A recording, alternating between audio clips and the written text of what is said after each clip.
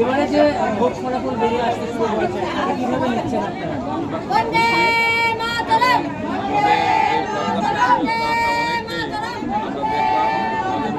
আমাদের ইচ্ছা ছিল এবার এন্ট্রি করবেন এবং উনি এবার এন্ট্রি করে ফেলেছেন, সেটাই আমাদের সবচেয়ে বড় খুশি। আমরা এবং পাশাপাশি আমাদের এখানে রামনগর বিধানসভা আমাদের কর্মীদ্বারও বেশি মাত্রা অনেক মাত্রা ভোট দিয়ে এগিয়ে রয়েছেন। আমরা খুব খুশি এদের কার্যকর্তাদের জন্য কি বার্তা রাখবেন?